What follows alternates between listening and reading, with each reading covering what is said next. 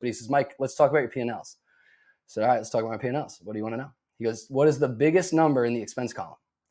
And I was like, he said, well, what is the biggest number in the expense column? I was like, well, furniture, but I can't get rid of that. And, contractors, but I can't get rid of her. And he goes, no. I don't want to hear any of this, but what is the number? I said, it's furniture. He goes, get rid of it.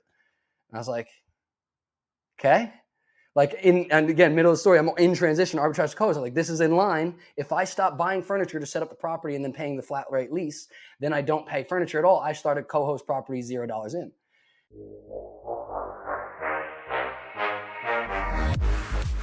You're listening to Slick Talk, the hospitality podcast, a podcast for those who are in and around the hospitality industry who love, live, and breathe what they do. You can join us for candid and unscripted conversations with hospitality experts and founders as we go deeper into their personal stories while they're sharing their triumphs and trials that got them to where they are today. I'm your host, Will Slickers, and you're listening to an episode of Slick Talk, the hospitality podcast. Now, let's begin.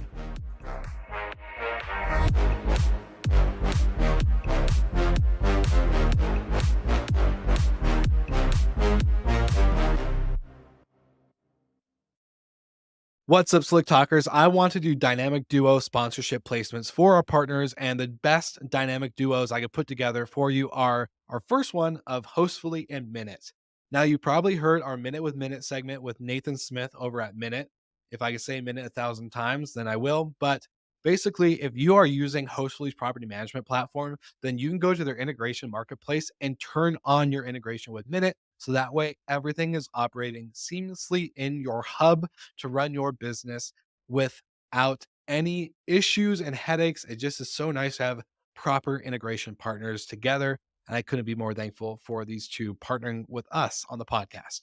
So make sure you check out the show notes because we have special offers just for you from both companies, Hostfully and Minute, because you're a listener of the podcast and they love taking care of our listeners. So check out the links in the show notes. And of course, like always, thank you for tuning into the podcast.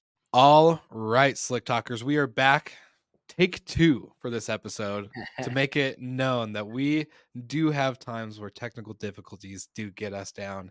We have a great episode and then we find out, oh man, microphone wasn't working or this wasn't happening, and we got to go redo it again in the future. So Mike Stone, welcome back to Slick Talk, the hospitality podcast. The first episode unaired, second episode made the cut. How you doing, my friend? I'm good, man. It's great to be back. I appreciated the re-invite. It was a great conversation the first time. I always love talking to you, but now it's like I told you offline, I could hear the difference in the audio and why it's not high quality, and this is a very high quality podcast. So happy to redo it. Happy to be back, and this will be fun. Yeah, well, thank you to Kelsey, my producer, who makes the magic happen. She's the one that helps with audio and quality control. So thank you, Kelsey. You're a legend. All right. So Mike, you were 100% correct. We did have a great conversation the first time. I want to try to tap into that energy because I truly enjoyed it. I think we had a lot of good takeaways. So let's start from the beginning. You're a former lawyer, gone short-term rental, hospitality entrepreneur. Yes. Let's hear from the beginning. Where does it all start for you, my friend? Yeah, sure. Absolutely. I forgot we started there in the first one, but yeah, no, I started this business about 3 years ago. I was working as an attorney and I hated it. I was really good at law school and I loved law school. I had a lot of friends. I had really good internships. I found a ton of success. All 3 years, I really enjoyed being there. And then as soon as I graduated, real practice was not for me immediately. I worked for a judge first, which is a super coveted position. It's called a clerkship.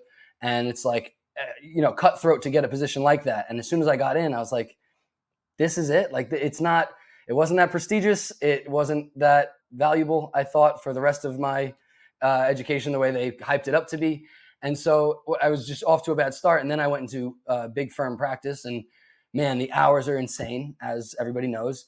And, it just really wasn't the type of lifestyle I like. And so I told you last time, it was funny when I started that business, I knew day one that I wasn't going to last very long. But towards the end, after I'd already realized that it was time to quit and I had my date and everything, I was talking to one of the partners that I worked for on a defamation case. And he's sitting there with his big gut on his lap bragging about, I've been doing this 6 days a week, 12 hours a day for 20 years. That's how you get good at this. And I was like, man, I just don't look up to you at all.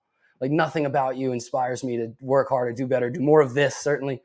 And so in the right after COVID, like right after the main wave of COVID. I started this business when everyone was pent up, and so travel was, you know, everybody was traveling. Everybody was ready to travel on Airbnbs in particular because they wanted the extra yard, they wanted the kitchen, they wanted to be away from other people because it was still a little bit tense. And so Airbnb was on fire. Certainly here, I'm in Phoenix and Scottsdale, and it was amazing. So I had some really nice tailwinds to get me started, and best decision I ever made. I mean, I remember phone calls with my boss while I was in transition mode in that February when he'd be calling me and I'd be out of breath carrying a couch. He's like, "What are you up to?" I was like, "Just running some errands, just getting it done. I'll be back to the office a little bit. Don't worry." Like, okay, well, we got to get this motion out. I know. So best decision I ever made to just take control of my own life and time and freedom and start building this empire. I'm obsessed now. So I remember my kind of exit moment where I gave 3 weeks notice. I remember the couple months before where I was like, "Hey, I think this is my shot to go full time." Yeah. For you, I literally can remember as if it was yesterday, and it was 5 years ago. I remember September 27th was the day I was like, okay, I need to make this happen. December 27th was the day that was my last day as a hotel operator Yep. and going full time. And so, like, I remember those moments. I remember the gap in between from September to December where Hmm. I was like, sink or swim, sink or swim, sink or Right. swim. And then especially the December 28th, the next day when I woke up and I was like, shit, sink or swim, sink or swim, sink or swim. Yeah. Like it's like it was real, right? Like it became real. So when it comes to your moment, your I need to make a change. Yeah. What was that day like for you? Let us relive that with you for a second. Well, so that's awesome that you say it in such specificity. You even know your dates. I know my dates too. Like it's incredible how poignant those dates are because of how important it was to you at the time. That you can mark it down to the single date. And so for me, it was, I remember March 20th was the start of a Tony Robbins business mastery that I wanted to attend, and it was expensive. And so my goal was like, if I quit on if my last day was the 19th, so 2 weeks before that was March 5th, I was like, I have to be out by the 5th. I need to let them know by the 5th that I'm out. And that was my goal. And I pulled it off. And I remember February 18th, I signed my first lease agreement for a fourplex that I was going to STR arbitrage. I no longer arbitrage now, I only co-host, but to get started, it was a great opportunity. And so I signed all four at once. And that's when the phone call I was talking about, that was with the couches I was pulling off that February, to get it launched. March 2nd, I put up my first listing of the four, and March 3rd was the second one. And then next, week, I pulled them all together. Man, I had so much confidence making the exit that I'll hear people like, what you were just saying. And even Alex Hormozy talks about it all the time of how tough that transition was. I didn't have much of that struggle because I hated what I was doing so much. It was, no, this is not it. I need something bigger and better than this. It has to be. So to your point, sink or swim, sink or swim. I've always had a lot of, I wouldn't say trouble, but I had people influencing me in ways saying like, well, if it doesn't work out, you can always go back to being a lawyer. And I'm like, Mhm. A, there is no if it doesn't work out. And B, I'm never going to be a lawyer again. Maybe I'll represent myself for my own companies and hopefully I don't even have to, but I hope to be a liaison with other attorneys for good reasons in the future. I'm not looking to go represent other people's, litigation. So that wasn't an option for me. I'm not doing it again. So if there's no other W-2, I joke around with some people in my STR mastermind. I'm like, I'm not suddenly an Amazon drop shipper either. This is what I Mhm. do. I do STR and it's going to be successful. Yeah, no, I remember the fighting the urge. I know you probably seen like this joke. There's always that one person from your high school after they graduate, they like come back and revisit everybody, and it's like, what are you doing? Why are you here? Like, shouldn't you be Yeah. at college or shouldn't you be at like a job or like why are you back at high school? You graduated last year. Like, go away. And I'm not gonna lie, like I didn't hate my management job, but I did have moments of like this sucks. If I could run this myself, I would do it. And I Right. had to fight that urge of like, all right, don't go back. Like you quit. Right. Don't go back to the hotel. Don't go back to your hotel. So like don't be that guy that goes back to high school after you graduated. Like this is Right. graduation. Like you're That's supposed it. to figure out like sink or swim. And so I know you said you hated it, but like was there ever a point throughout your business journey, COVID was, what, 3 years ago when you're talking about March and February.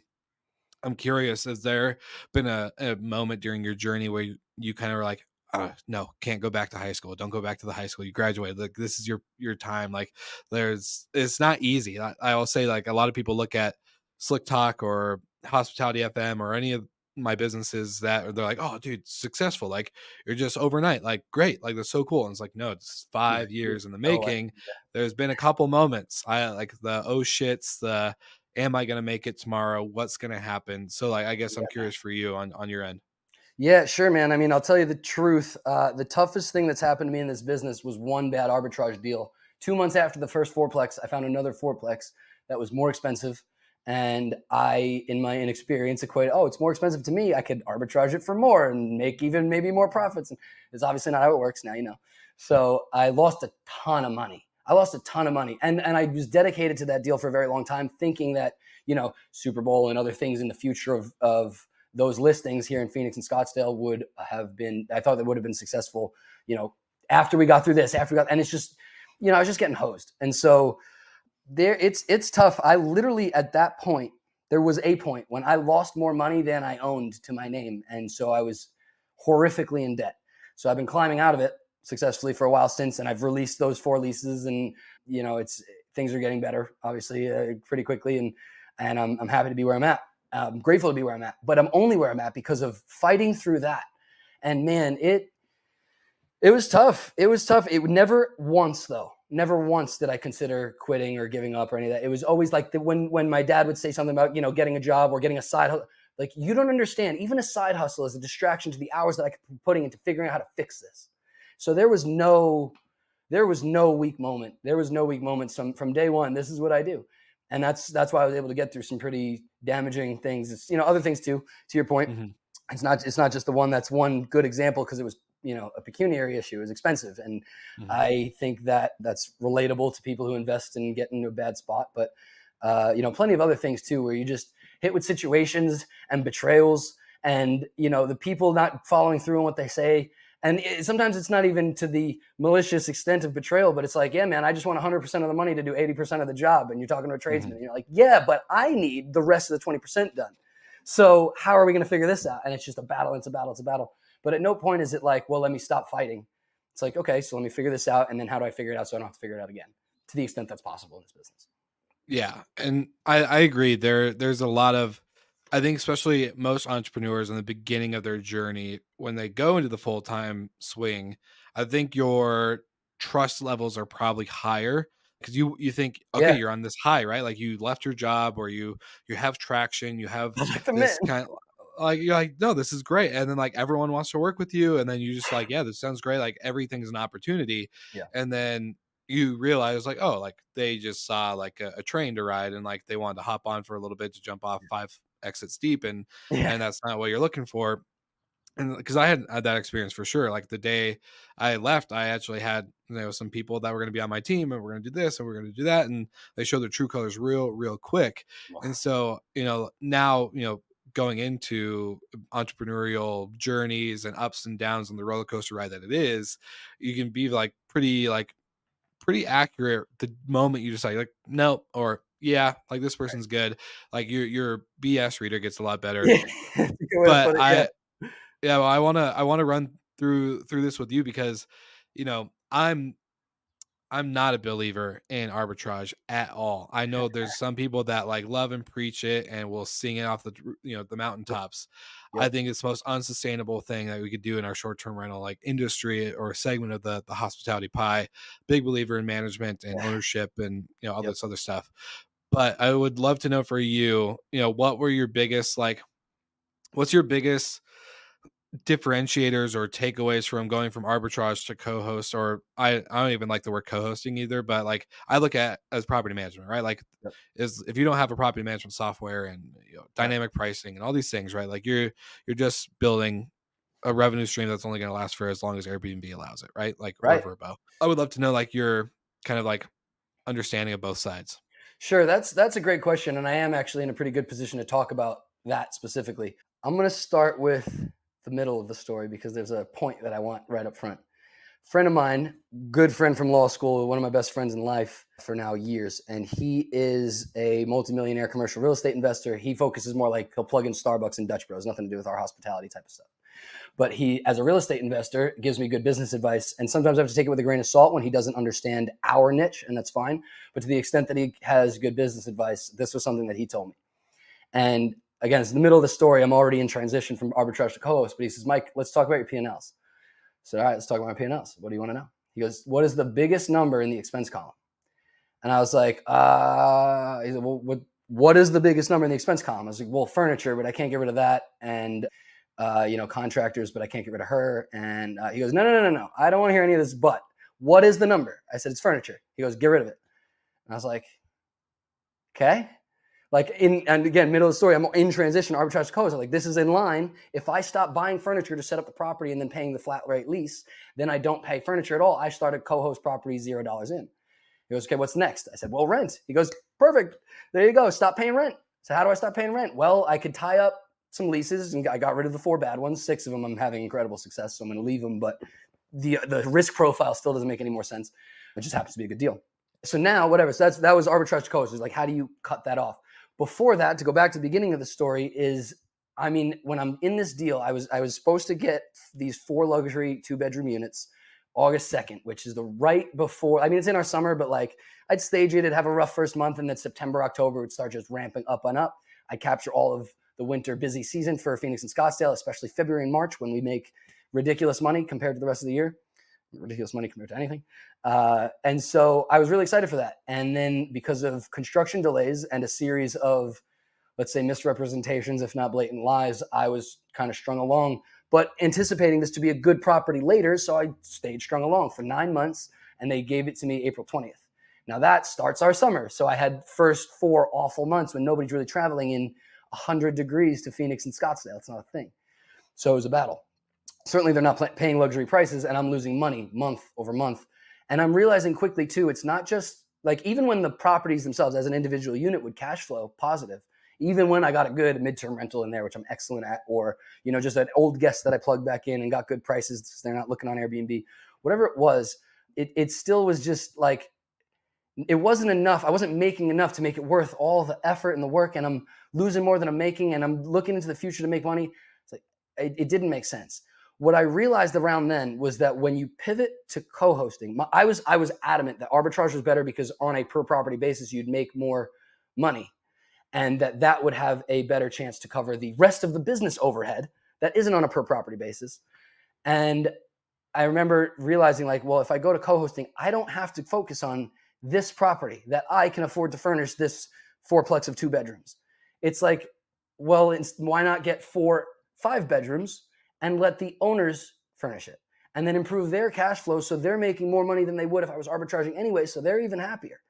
So co-hosting, instead of thinking like, well, I can make this door will make me $2,000 net arbitraging and only $1,200 if I co-host, you're still probably better off co-hosting because that's a $1,200 to 0 risk profile.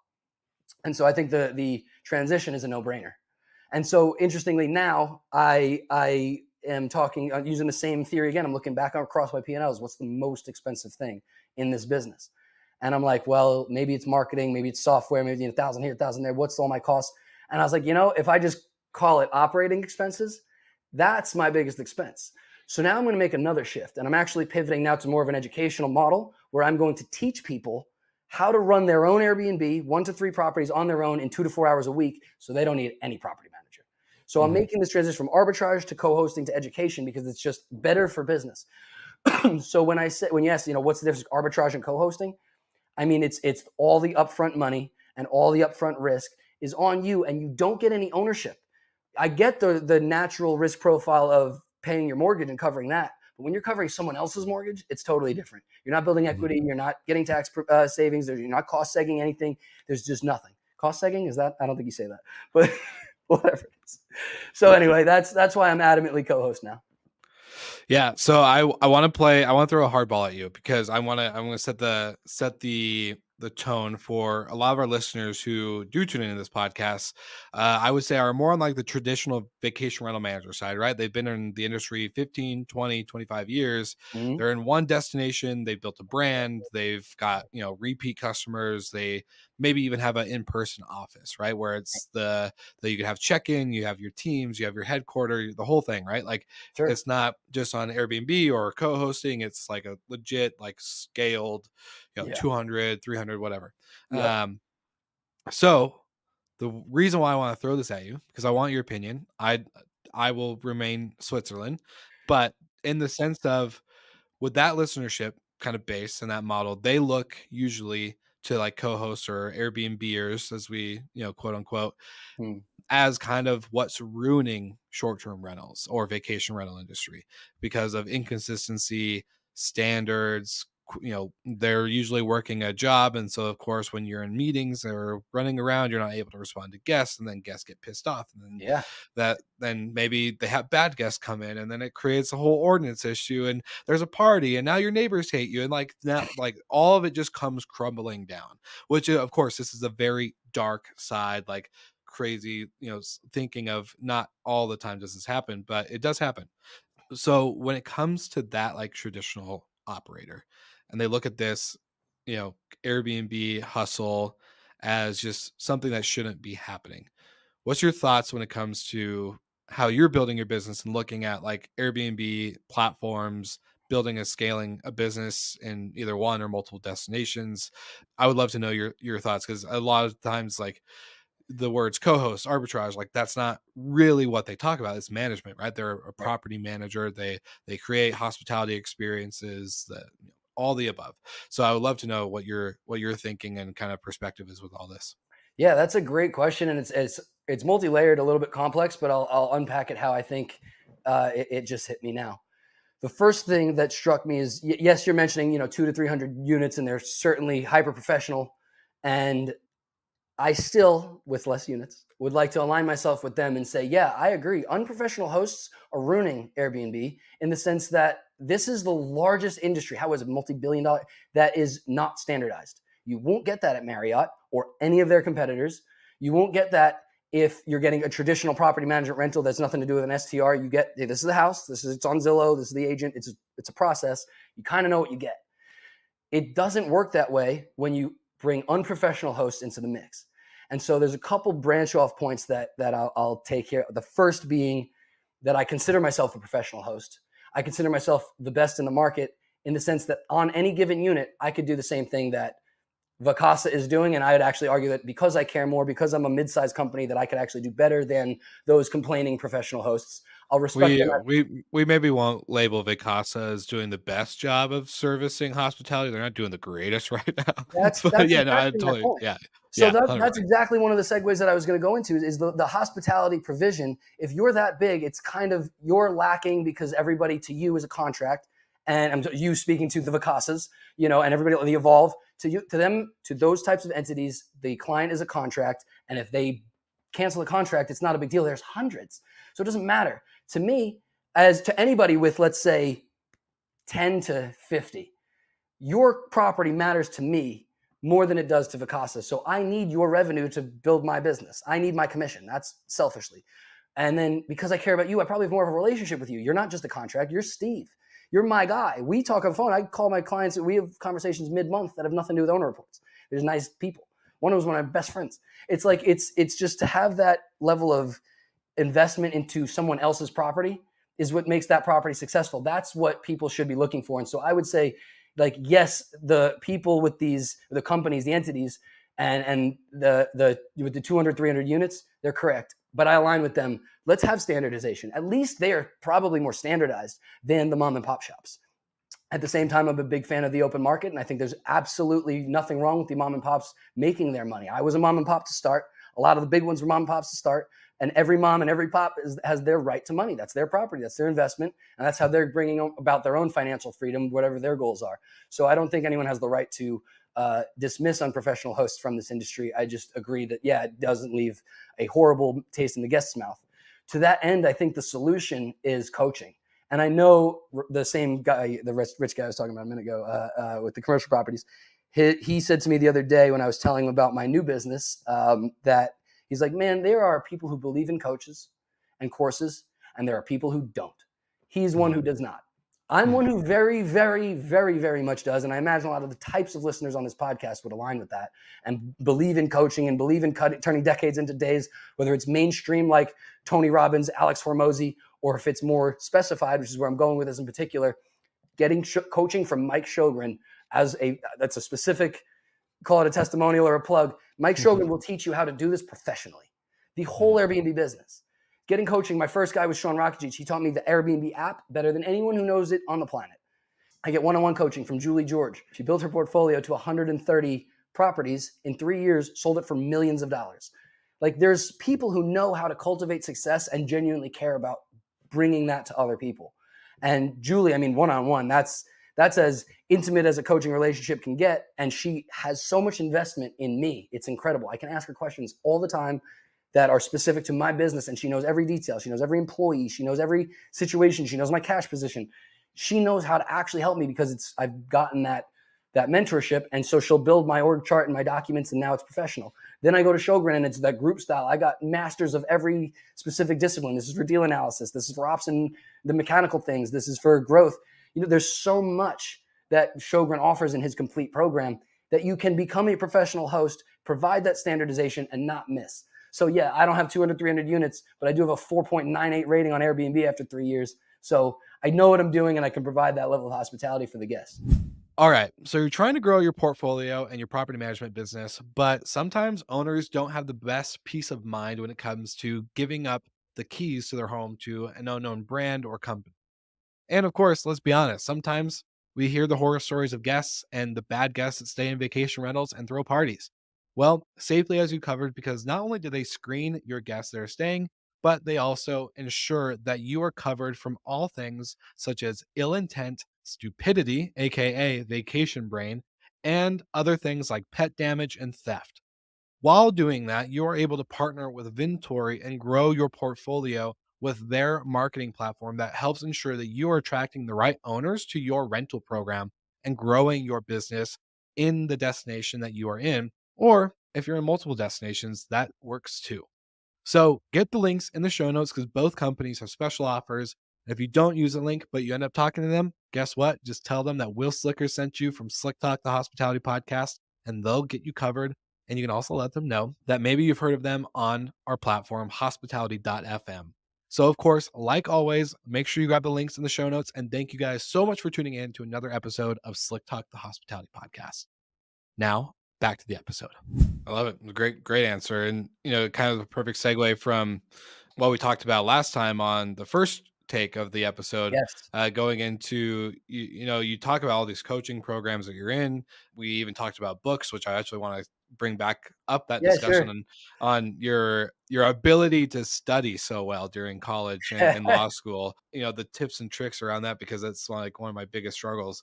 So, going into, let's not talk about the coaching for a second. Let's, like, Sure. coaching, yes, that's like the part, but I want to know more of like what, a lot of these people, and Avery Carl was on the podcast and we talked about it. I know she does coaching and other stuff, but she kind of even dogged on it, like, oh dude, everyone just thinks they can make this content that has fancy captions and logos and graphic stuff and become a coach and then immediately charge you 10 grand to sign up and do this and do Yeah. that, and then no one gets any real worth out of it, or they're teaching complete garbage that's very Right. surface level, so you're paying 10 grand. That's a it, it big. just it just becomes a very big turnoff, and that's like where I've stood in that position. I know Julie George and Mike and Bill and all these guys have their Yep. programs, but I've immediately, like, when I got in 2018, 2019, I saw a couple of those 10 grand to sign up and do this and you'll get that, and it was Yeah. complete garbage. So just kind of like from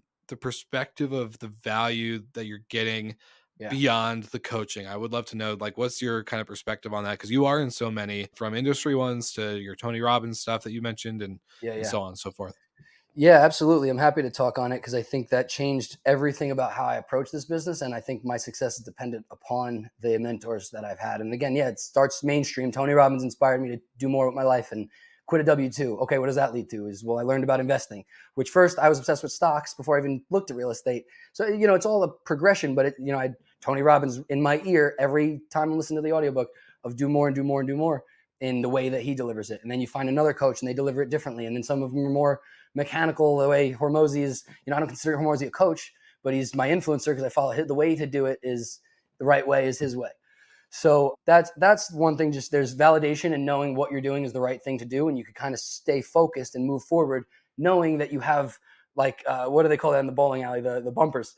It's like you have bumpers. Like, it's what you're doing is complete. you're not missing anything and what you're doing is correct. So just keep moving forward. So there's like self-confidence and validation that comes from having those support groups. There's certainly the networking and the relationships that you build. You very quickly learn if people are authentic and good at what they're doing when you have real conversations with them past the content, which I'll get to in a sec. And so being in these groups outside of the coaching, you meet the right people and you meet the people who you want to align with. I have a reading group. I read every morning with, there's like 40 of us in the group, like 8 show up consistently every morning, 5, 6, 7, whatever 30 it is for your time zone. And we're up and we're reading about mindset. And it's like, well, these are the people I met through Sjogren's mastermind because it's my kind of people who align with my tribal cries. If this is where I'm going with my life, where I've plenty of other people say, oh, you don't need coaching, or you don't even need to, you shouldn't even be an entrepreneur. Why don't you have a job? You just got your law degree. You don't have student debt. Like, make the noise. I'm doing this and my coaches have validated it and I'm going to keep doing this because I've seen their success. So there's a lot of, of that. And then I'm calling the people who I met from those coaches and saying, hey, would you do this differently? And they're like, oh, I do it totally differently. Try this. It's way better. Or definitely don't use that company. That guy isn't right. And so it just streamlines the mistakes and gets you so much farther ahead. And the unfortunate part is exactly to your point, and Avery Carl's point about the fake coaching on Instagram. I was talking about this with my buddy this morning, who I'm partnering with on this next business, there's so many coaches who do exactly what you say. They post this surface level content and there's no uniqueness to the coach. That's I think is going to be my solution to it. There's no uniqueness because it is only surface level.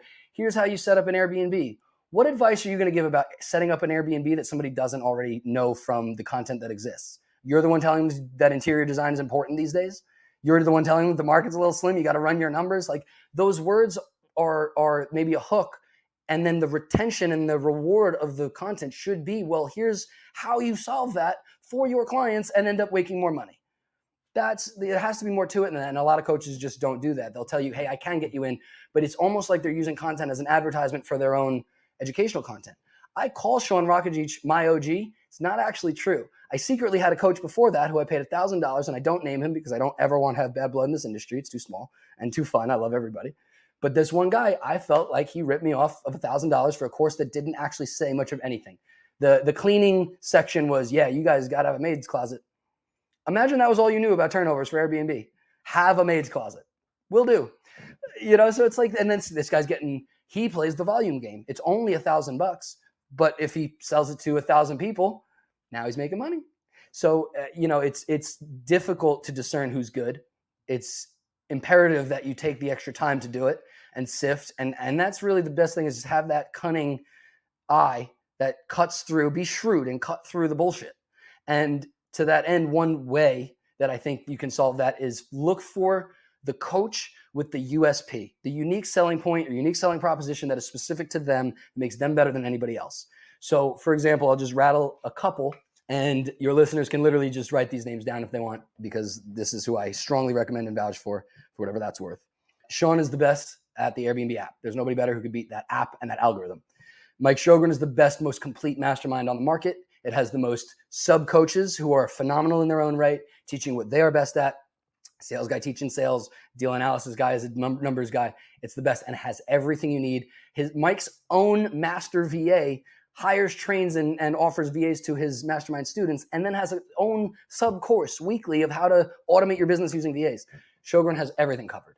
Julie is the best for one-on-one, where it's going to get intimate into your business facts. What's going on with you? Sjogren just doesn't offer that. Sean can on weekly calls, but it's not the same as having like your one-on-one time with Julie. TJ Tajani is now the guy for transitioning from apartments into boutique hotels. Like, Sjogren's also doing a lot with boutique hotels, but TJ arbitrages and converts apartment complexes to boutique hotels. And he's had a lot of success with arbitrage too. That's a great person to talk to as well as Sean. Noble Crawford, he's the government guy. Specifically, if you want to learn about government contracts and midterm rentals, that's the guy. Luxury midterm rentals, Dr. Rachel Gainsborough. Like, there are these names: Mark Simpson, direct bookings; Jesse Vasquez, midterm rentals generally for travel medical. Like, these people teach one thing. They don't say, I'm going to teach you how to get rich on Airbnb. That's like, notice the difference. So now I'm trying to create content for the first time, and I'm collating a ton of stuff in a vault before I start posting so that I can be consistent. I want, 30, 50 in the vault before I start. And so it's like, what do I know that the next guy doesn't know? Midterm rentals. I'm an expert. I know everything about midterm rentals, and I get a phenomenal midterm rental guest flow. I have contractual preferred partnerships with massive companies like ALE Solutions and other companies where we have the relationship. I get right of first refusal of certain guests. I'm about to close today. I'm going to close today a contract that's going to make me 60 grand from a luxury midterm rental because of my preferred partnership with ALE. And so it's like that's something that I can offer people that Shogren and Julie and even Rachel and even Jesse in some capacities are not talking about, because Jesse's focused on travel medical, where I'm more insurance relocation and a little bit of government, but I'll leave that content to Noble because I know that's not my discipline. So kind of a long rambling answer, but I hope that was a list that was helpful for people to say, okay, I need this. Let me go find someone who does this specifically. Yeah. And a lot of them been on the show. So like, of course, getting from the listener's perspective, if you find the names, go listen to those episodes. But I want to ask you, I won't ask for all 10, but Brooke Fotz, CEO, founder of Vintory, is the marketing platform that helps you grow your property management portfolio.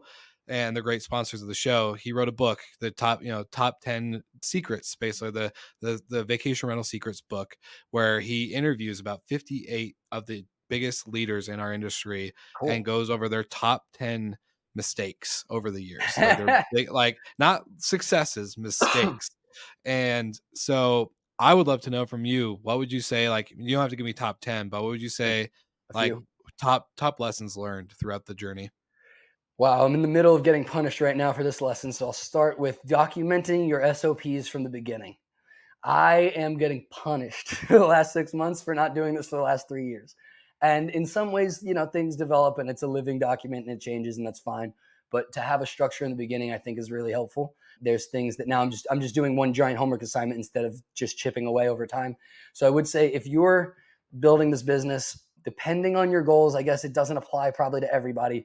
But if you are trying to hire VAs and a team around you to do the job so that you can automate this business, because I know that's a really, really common goal in this industry, is automate the business so that you can have that financial freedom, then it's you have to document it. You have to have it in a way that you can express to other people. And to be more specific, the better advice in there, because that's a little surface level, the better advice from the people that I've learned in the mastermind is the feedback loop. Specifically, you need something, not just to have SOPs and a teammate, whether it's a VA or a local. I prefer locals, but I need to hire a VA soon, to be honest. But if you can't just have an SOP and say, please do this, because I've handed an SOP to a very smart local and then she got most of it done. And that was 80% of the job for 100% of the time, effort, and money. So you need to have a feedback loop that shows, hey, this wasn't done and it's due. It either is past due or coming up, and there's a reminder and there's alerts and there's checks and there's balances. It has to be systematic and developed in a way where there's a feedback loop that it actually automates itself, because it's not trying something and then making sure it worked, and if it didn't work, calling you. And or something that got forgotten. I had an issue last week, something as simple as trash. Neighbors mad that we didn't take out the trash. Well, where's the feedback loop? This is one SOP that I don't have the feedback loop. I have an entire list. These are all the properties and all the trash days. What good is that if no one's reading it? So it has to be a trigger. Ding, today's Thursday. Michelle on Warpaint Street needs to be updated. Taking the trash out. Tomorrow's recycle, whatever. Just things like that. If you build those in with alerts and human checks and automation checks, that's what I'm obsessed with lately, is getting the SOPs right. Another mistake we already touched on, so I won't go too deep, is just arbitrage. There's just no need, guys.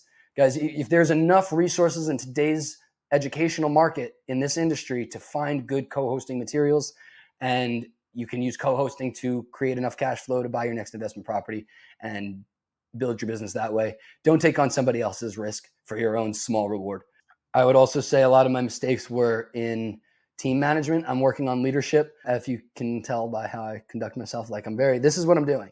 And so you're either like on the train or you're in the way of the train. And it's sometimes not the best way to deliver with a team. I'm not really great at the integrator role. I'm more of that visionary, where are we going, as opposed to the integrator, like, here's how we do it, lead, manage, and hold people accountable. So I'll say those are my top 3 things that I can improve. To touch on the SOP thing, I want to get your Sure. perspective, because we talked about talking about it in the earlier part of the episode. But you were great at law school and being able to study and create like a system around retaining the information that you needed to know. And I know a lot of us, like you just said, I'm a visionary. I just hired an integrator, and Good for you. having, like, dude, game changer. But like having, I don't know, because like I never had that. Like I always heard it, right? I always heard you document your process, do this. I'm like you very much, and not maybe not the get on the train or you're in the way of the train, but I'm very like, okay, you can't do this right now. Great, I'm gonna do it because this needs to be done right now. Yeah, that I Um, can agree with for sure. yeah, Totally. and so like I struggle with that, and I have to like give up and like, all right, we're not like we're not solving world hunger right now. Yeah, yeah. So when it comes to the way you were able to study and build out systems around how you retain this information, do you have any like tips or tricks around that specific, I guess, like tactic or gift that you have that maybe a listener today Yeah. could apply to their business? Sure. Yeah, I'm happy to speak on that. And I'll touch on it as a matter of intake of information and then, into the output of creating the SOPs and systems, which is a little bit more complex in my mind, which may not be true for everybody, but that's kind of how I feel about it. Law school is nothing short of brainwashing. It's sometimes in a good way. Like I think I got a lot of value out of it, irrespective of being a lawyer. The skills are transferable in a way that I would actually tell most lawyers your skill set is probably more lucrative outside of the practice of law. And so, just from an intake of information standpoint during school, I've always been intellectually gifted. I've always been top of my classes, so there's that element of a baseline. But when you get to law school, they teach you how to reconfigure the wording or the order that you read or the order that you think through the information. And so I'll give that as a tip and make that a little bit clearer than how I just said it. And hopefully it'll be useful and actionable for people. I literally have this now in ChatGPT. You can do custom instructions for how you want them to respond to your prompts and tell them a little about yourself. So ChatGPT knows about my vacation rental business and knows that I want my answers given in this type of way whenever it's applicable. This way is called the IRAC system. And every lawyer who just heard this just sighed. And it's exhausting, but it's when you think through it that way, it's so much easier to cut through bullshit. So IRAC stands for issue, rule, analysis, and conclusion. I'll just go crazy into my brain now. I would color code it. Issue and conclusion are question and answer. Those are blue. It's the same thought. The rule is pink. Then facts of the situation was yellow, always because I was above that in my prompts in school. And then so the rule, what's the law, or like what's the case say that the judge wrote that interprets the law. So now basically that's going to be what the law is the next time they read this. And so that's all in the pink. What is a must that cannot change? And then orange was my analysis. The A is how do you apply the rule to your situation? Or actually, the better way to say is how do you apply the facts to the rule? Because the rule is unchanging. Your facts you can change, you can think through, you can manipulate, but the rule is the rule. What can't change is the baseline. You use that as a spine to figure out the rest, and that's how you get to your conclusion. So as an example, if something comes up where you're trying to so here's a conversation I was having yesterday. I met with a realtor who I want to establish a relationship with, and I'm meeting with a client. I'm just going off the top of my head now, but I'm going off meeting with her client. She's trying to take over this listing. He wants to get $12,500 a month for this listing. It's a 3-bedroom in Phoenix, and it won't happen. He thinks he can. I don't know why. It's not my problem. So he is, the issue is that this guy is looking for property management. The reality, maybe that's better than rule because it's not a law. The reality, I actually like that, is there's no shot that STR, MTR makes this guy this amount of money. That's not a thing.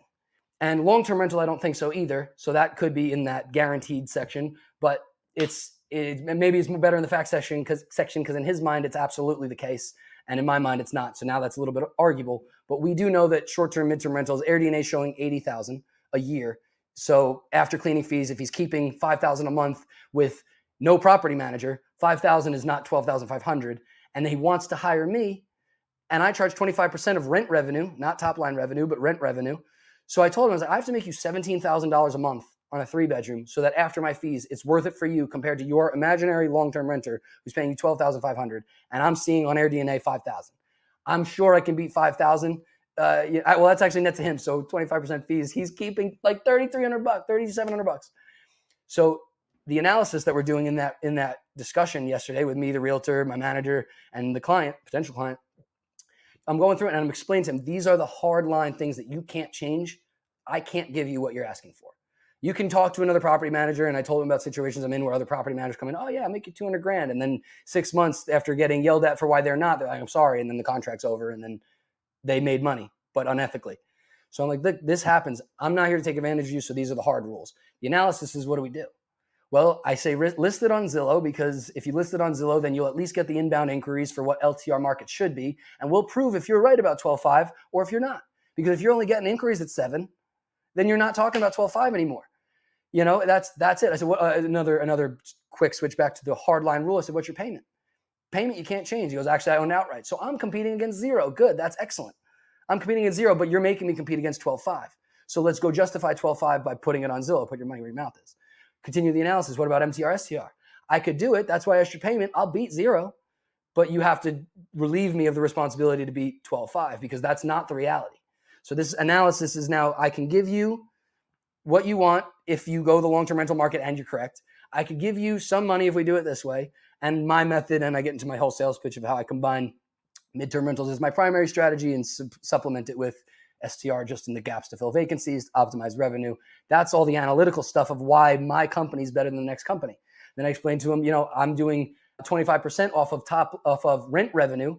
Industry standard is top line revenue, because people say it's easier to calculate. It's not fucking easier. It's math. It's 2 extra buttons on the calculator. You just want more money to say, well, I manage the cleaners and I manage your taxes. And I explain how I don't do that. I think that's a little bit unethical, and I charge off rent revenue. That's what I earn you. The cleaning fee goes to the cleaners. And so he's like, okay, so that's all the analysis stage.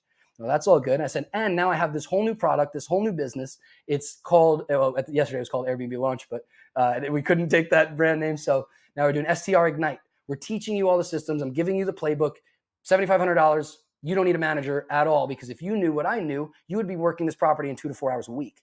Don't hire any manager, because the reality is that there's not enough room. Well, I guess actually the analysis. The reality is like, this is what I can make you. These are the numbers. The analysis is I can't make you enough money that there's enough room for both of us in this deal. So conclusion, list on LTR websites, and then let me know if it's important to you to beat 12.5 or to beat your payment, which is 0, and let me know if we want to get started. So now I walk into the whole thing. Is what's your problem? Start with the pain point. What's going on here? What can't change? What can we change? And then what does that mean for us? So IRAC, issue, rule, analysis, conclusion. I think like that. I read like that.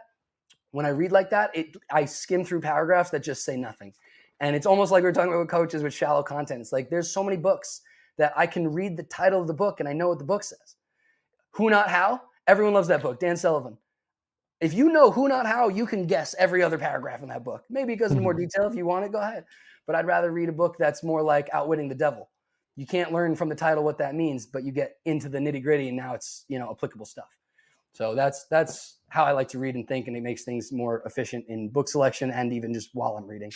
I was gonna say it's really interesting because I'm trying to get better at being a good reader. So this is a really good thing that I can actually maybe apply. Very cool stuff, man. Like it's great to see the applications, and I love that you can handle these some hardball questions, just because I want to bring this conversation to light. I think it's really cool to see how these two quote unquote sides of the industry can really learn from each other. And I think you've learned a ton after you and I got to meet during the Level Up Your Listing conference. I know we met up at Julie George's dinner and got to hang out and sit at the table together. So I just want to say thanks for being on the podcast and for sharing what you brought. For all the listeners, where can they find you if they want to connect?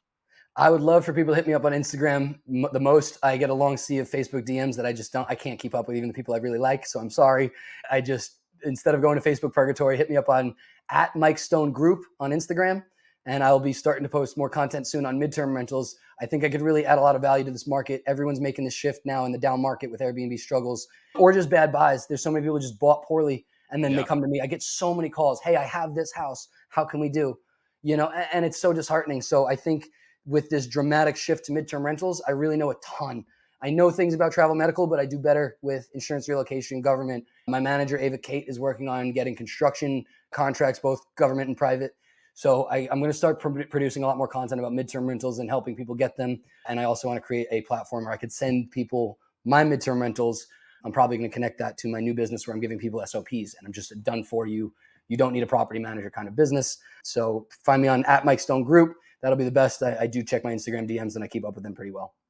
Nice. I love it. Well, you heard it here first, Slick Talkers. Make sure you like and subscribe all thing Mike Stone Group.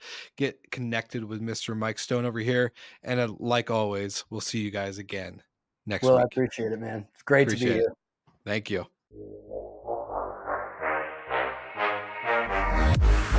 Thank you so much for listening, and thank you to our show partners for making Slick Talk, the hospitality podcast, possible.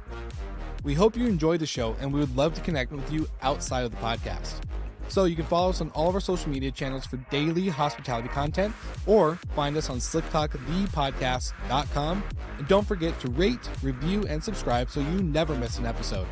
I'm your host, Will Slickers, and we will see you guys all again next week.